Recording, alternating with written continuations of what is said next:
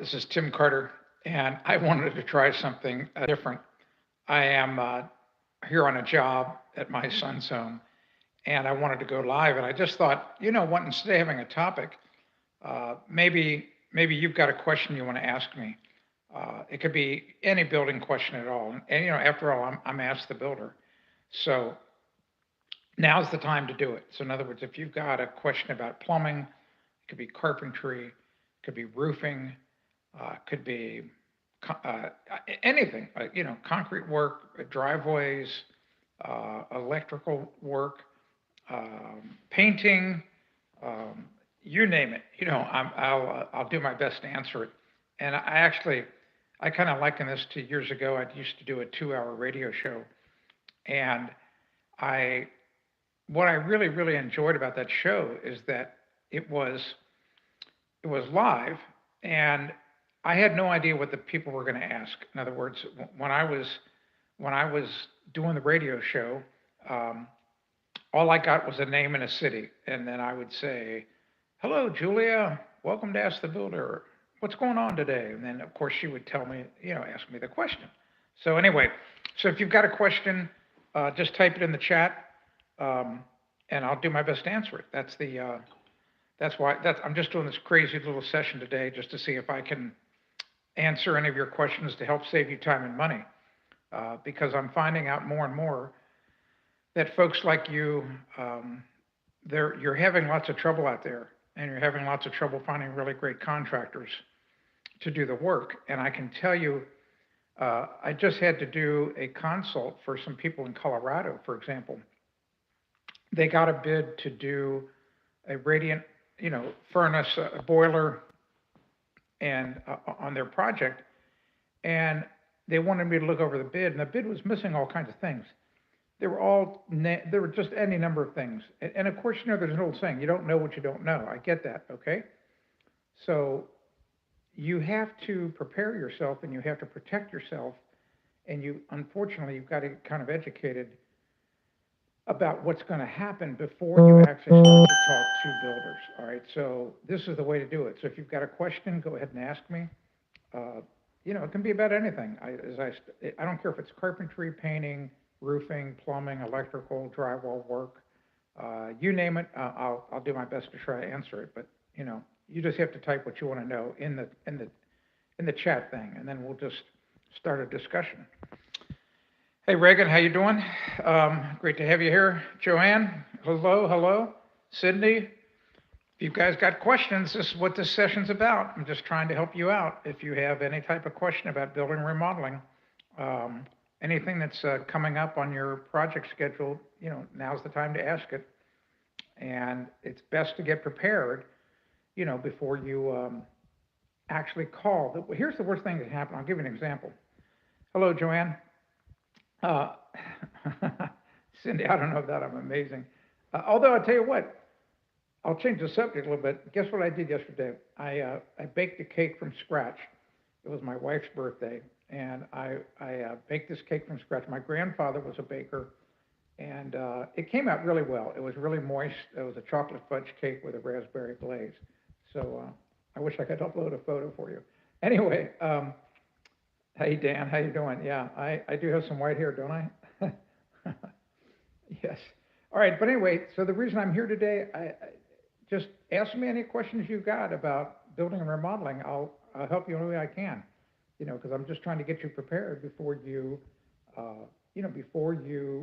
start a conversation with a contractor. Um, and anyway, I'll finish that story with the people in Colorado. Um, Okay, I'll get to Dominic, I'll get to you in just a second. Um, Anyway, the people, they just didn't have enough information on the bid, and had they signed it, they probably would have gotten an inferior installation, all right? So the reason you want to get educated before you talk to the contractors is to make sure that you get the best products and get everything installed correctly. It's that simple. All right, so Dominic wants to know, should I go with a side ejection or top ejection sewage ejection pump outside? Well, I think a side ejection might be easier to work on. If you can do anything at all to avoid having a sewage ejection pump, that's what you want to do. I've got a video that I recorded about 3 years ago about this, and gets lots of comments. And of course, my advice, the reason I recorded that video was to explain to people the problems with sewage ejection pumps, and the and how if you can avoid buying a house that has one, or if you can avoid buying a lot that requires one, that's what you want to do. Because here's the trouble.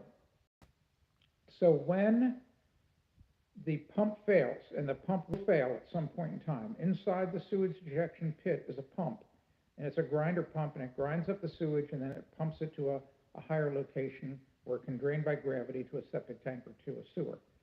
All right. So these sewage ejection pits, they may have a capacity of 30 or 40 gallons, 20 gallons, whatever. But when the pump fails, do you know what's inside the sewage ejection pit? What I call it is dookie stew, all right? It's nasty. It's sewage. It's raw sewage. So somebody has got to open up the lid, get rid of the dookie stew, and then you've got to service the pump, and you've got to take the pump. It's horrible, nasty work, all right? So if you don't want to do that work, you're going to pay a lot of money to a plumber to do the work. All right, so hi, Vanessa. Pleasure to see you. Anyway, so I just would try to avoid it, but I think you're going to find that a side ejector is a little bit easier to work on. I know you can't avoid it. I know exactly. And you're smart to put it outside. I can tell you that right now. Good for you. Put it outside. A lot of people can't do that because in cold climates, the frost can cause it to freeze up. So good for you for putting it outside. Cindy, can I weld? I can only do the most basic welding. I'm not a welder. I know friends of mine who are very good, but I'm not. I would not at all say that I'm a really good welder. So anyway. All right, let's hear. We got another question. Drilled through a steel plate that was hidden under plaster, blah, blah, blah, blah, blah, blah. Well, I can't imagine that you drilled a very big hole in it because you were just putting in a window blind. The answer is no, I don't think you've got a problem at all. All right, and if you did have a problem, you would have already seen failure or cracks or whatever. So I think you're going to be just fine. And like I said, you probably only drilled a very, very small hole. So, but that's a great question, by the way. That's a really great question. I had a person who contacted me. This is kind of interesting. He was trying to put something up on a wall. He's using a drill bit. He's drilling. He's running into trouble. And, he's getting resistance on the drill. And lo and behold, he drilled directly into the center of an inch diameter heating pipe, one that had hot water in it. And of course he extracts the drill and water starts shooting out of the hole. So before you start drilling deep holes in walls, it really pays to use, a device that can see into the wall. And there's a couple of them out there now that besides a stud finder. The name escapes me right now, but there's a really interesting device. It was made by an Israeli company, of all companies, that can tell you if you have a wire behind a wall, a pipe. It's really, really interesting. I have the app on my phone, but I just, for the life of me, the name of it escapes me what it is. Very interesting tool.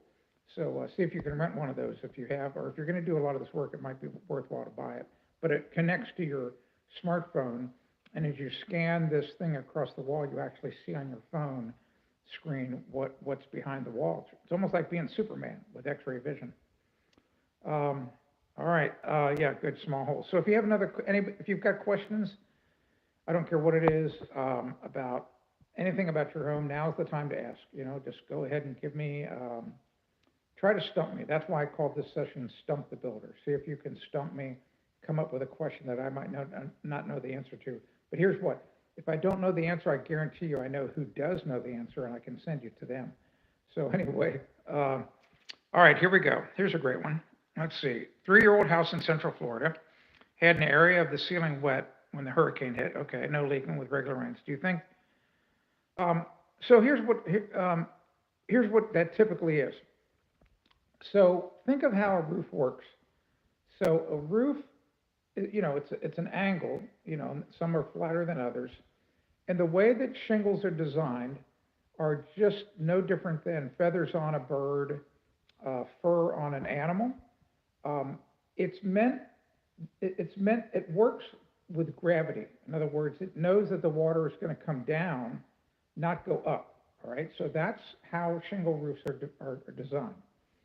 And the trouble is with hurricanes, depending on which way the wind's blowing, the wind can easily force water up the roof. So it can blow up underneath the shingles, it can blow up a valley, it can blow up through a flashing. For example, let's say up on the roof, you've got a plumbing vent flashing. And if the bottom of it is not secured, the wind can be so strong, it could lift up, even if it only lifts it up an eighth of an inch, the flashing, and then it drives the water, up the roof. And then once it gets up, then it gets behind a shingle or it finds a hole, comes in. So I wouldn't be worried about that at all. It just, the only way you can prevent that, like I did at my own home when I re-roofed it 6 years ago, I put Grayson ice and water shield over the entire roof. All right, so even if water backs up underneath my shingles, it'll never come in the home. So that's one way to prevent it. Here we go. Let's see. Trying to.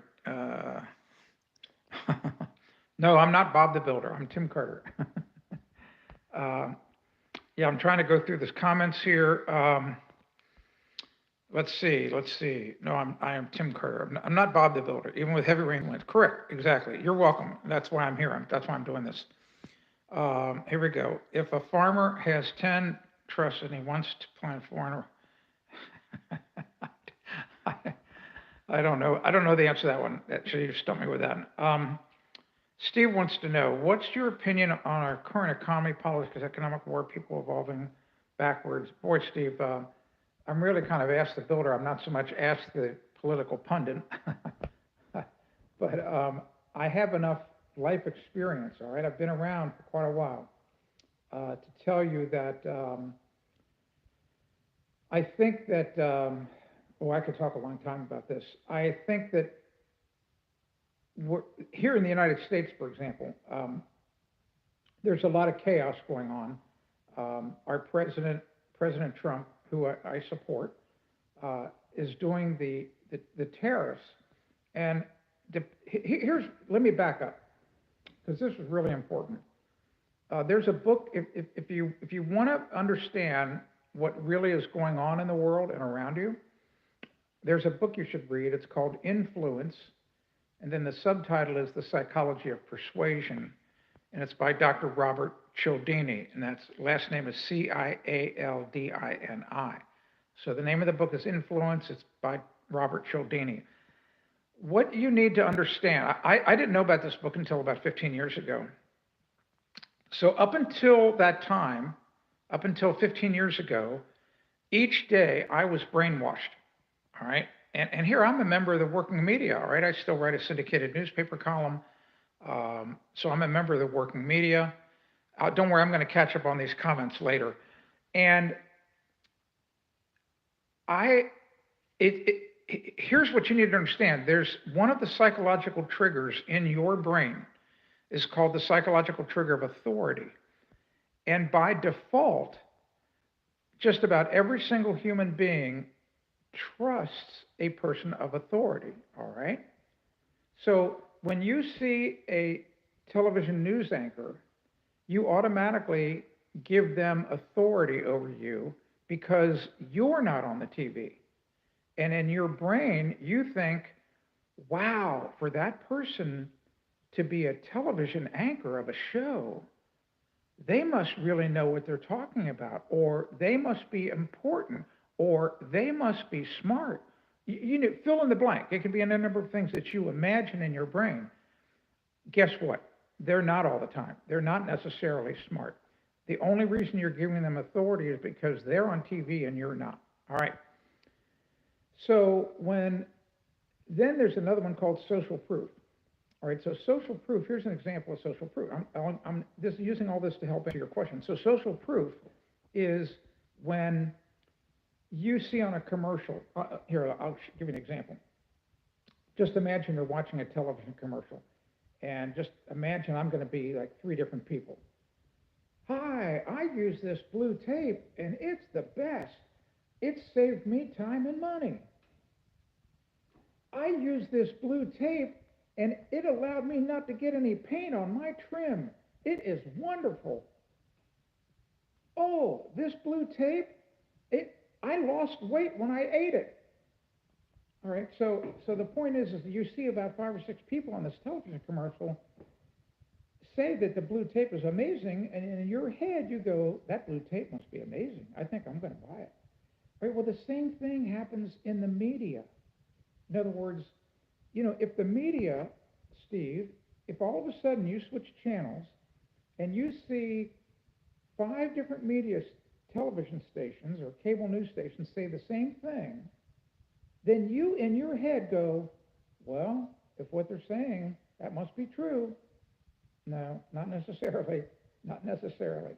All right, so anyway, the problem is right now, just about everybody out there watching the news, depending on which station you watch, you're not getting the whole story. So you're only getting part of the truth. I've done expert witness work for probably 25, 30 years. In my last case, I was walking on the roof of the Brazilian ambassador's home on the island of Antigua in the Caribbean. All right, now, we have a saying in the expert witness business and in the legal business. Here's the saying, and listen to this. This is really important. A half-truth is a whole lie. All right? A half-truth is a whole lie. This is why when I'm sworn in on a deposition or on the witness stand in a courtroom, I have to hold up my right hand and say, now listen to this carefully. I swear to tell the truth, the whole truth, and nothing but the truth. All right, so why is it important to tell the whole truth? Simple, because if you're a judge or a jury, if you don't get all of the truth and all of the facts, you're not going to make the right decision. All right, well, so if you're a parent, you know this, because if you've got kids, the kids do something wrong, and I'm sure you did this yourself a number of times, and you get questioned, you only tell part of the truth. All right, so the bottom line, Steve, is you're not getting all the truth, and because of that, you might not be making a right decision about things. And here's the truth of the matter with tariffs. So tariffs are a really interesting thing. So right now, the tariffs that our president put on other countries, they're reciprocal tariffs, all right? So it means that those countries were charging us a tariff or a much higher tariff than we were charging. We might not have been charging anything. So, and that steals wealth out of our country. So to answer your question, the short answer is this. I think that right now we're going through a little rough spot, a little chaos, all right, a little chaos. But when President Trump was inaugurated that day, his speech, he said, we're entering the golden age, and he is. I'm telling you that 2, 3, 4 years from now, we're going to be bringing back a lot of jobs to the America, a lot more manufacturing. We're going to be a stronger country, and there are going to be a lot of really great high-paying jobs. So what's happening in the short term, it's just a little bit of pain, but it's going to work out really well. So in the construction industry, same thing. You're going to see a lot of really great high-paying jobs. And in fact, I tell people all the time, I'm actually been consulting with a young plumber who lives in Oklahoma, and I tell him, you cannot believe how you could get a job in a heartbeat in New Hampshire if you have any plumbing skills whatsoever, and it's a high-paying job. So that's true for everything, for electricians, plumbers. So the whole construction industry, all of the trades, great opportunities right now. So I think that the long and short of it is, I just think that things are going to be really fantastic here in the next few years. All right, so let's move on. Let's do some really Other questions? Can you get herpes from a hand? Come on, Jimmy, keep it clean here. Um, uh, all right. Yeah, you can't handle the truth. They don't let you tell the whole truth in court. I don't know, Michelle. I've had, I've been in courtrooms about 4 or 5 times, and I've been able to tell the whole truth. What happens if you've never been on the witness stand? Here's what happens, just so you know. So the attorney that's against you, the attorney, remember all that's happening in the courtroom. It's really no different than an MMA fight, in the octagon. It's just that you're in a more formal setting. So you one of the attorneys, it could be the prosecuting attorney, it could be the defense attorney, doesn't matter. It's just I'm saying they're your enemy. So they're going to do everything possible to trip you up, to ask you incriminating questions. But I can tell you when they do that, what I've done in the past, the trick that I've used, when they ask a trick question, I tend to look to the judge and say to the judge, Your Honor, that question cannot be answered correctly with a yes or no answer. There's more to it. And more often than not, the judge will say, go ahead, say whatever you want.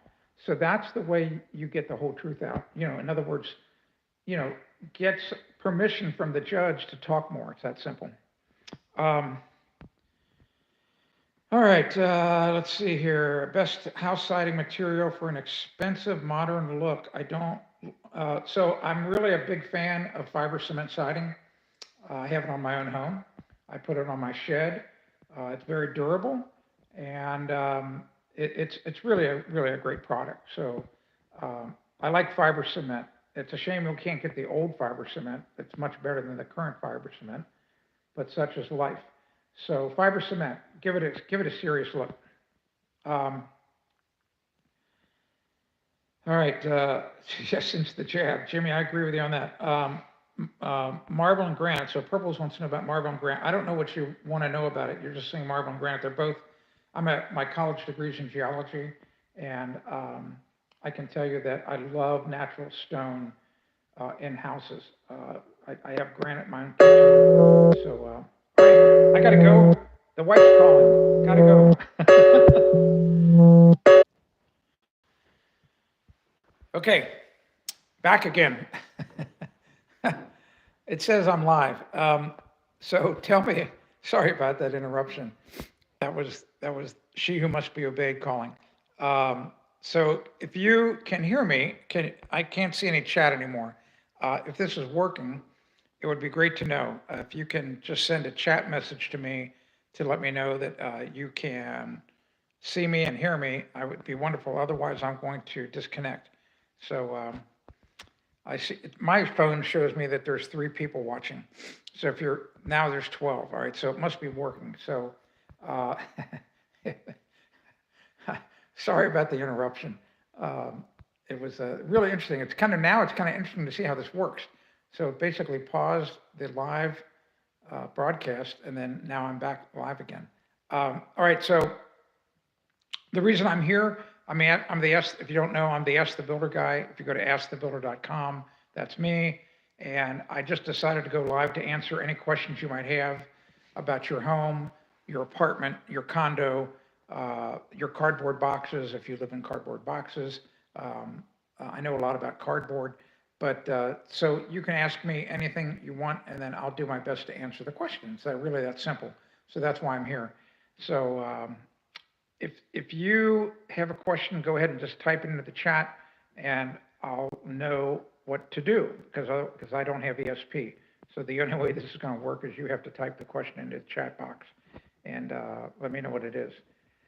Other than that, today I'm here at my son's house, going to do a little bit of touch-up drywall work. You can see above me a really neat ceiling. This is a suspended ceiling system we put in from Embassy Ceilings. Here, I'll turn the camera on. You can see it through this whole job. It's a really fascinating ceiling. I've got a couple of videos about it. In fact, I did about a month ago a really in-depth installation video, a long-form video, almost a half an hour long, showing exactly how to put this ceiling system in. So It's on my channel. Just type in Empassy, Embassy, ceiling, in the search engine, and put my name behind it, and you're going to find it. So simple as that. If you like what we're doing here, if you like the live broadcast, go ahead and make sure you hit the like button. It really helps Google helps YouTube know that I should do more of these, and I'm happy to do it. I want to just know what you want me to discuss, what questions I can answer for you that you have about your own home that will help save you time and money. Simple as that. So I'm not seeing anything in the chat box. Nothing's coming up. So I'm going to just go ahead and jump off here. And I appreciate you being here. And I will maybe go live again this afternoon. I'm here on the East Coast in the United States. And it's just before 10 o'clock in the morning. And I think it is. Let's see. Yeah, just before 10 a.m. And maybe I'll come on, I don't know, 4 o'clock or so, have some more fun here. But once again, if you I'll give you another minute. If you have a question about your own home or your apartment that I can answer, type it in the chat box and I will do my best to answer it. Simple as that. But I'm not seeing, maybe this is the chat right here, chat filter, top messages. So yeah. So there we go. All right, there we go. Yeah, that just came back. Okay. Here we go. Oh, here we go. So here I can get back in. So Kiss wants to know, did I custom build your own home? Yes, the last home I built was in Cincinnati. It was a Queen Anne Victorian. You can see pictures of it on my website. And best wood to use for wainscoting in a bedroom. Oh, well, depends on the look you want. You know, gosh, I mean, you can make your own, but it's really kind of difficult if you don't have the tools. There are some wainscoting kits. I put in a wainscot in our dining room at that house, and it was made with MDF, which is just sawdust and glue. So there's just go ahead and do a search on wainscoting kits and see what you can find. Let's see here. All right, so there's one that's held for review. I'm not going to review it. I have a feeling that's probably not a great message. Well, I don't know. Let me see what it is here. Anyway, another moderator just handled it. Great. So one of my moderators handled it. Thanks very much. Appreciate it. I appreciate that. All right, so I'm going to give you one last chance here. If you have any questions to ask me before I get out of here and start to do a little bit of drywall touch-up work, I'm happy to answer your questions. And it could be about anything. I really don't care what it is. But these vertical lives are kind of interesting. I'm having some fun. I'm sorry, I'm hand holding it. When I've been doing it at home, I've got a little tripod, so it's a little steadier. I'm trying to keep the camera as steady as possible because when they shake like this, it's very irritating to people. It's like static on a radio. All right, so anyway, I'll get off of here. I'll probably come back on this afternoon, late this afternoon. We'll have a little bit more fun. See if we can have some fun on these live vertical streams. All right, I'm Tim Carter. Remember, go to askthebuilder.com, sign up for the newsletter, and feel free in the comments to put any suggestions, topics that you want to hear about in future live broadcasts. Happy to do it for you. Happy to cover any topic you want. All right, I'm going to get to work. Thanks for being here.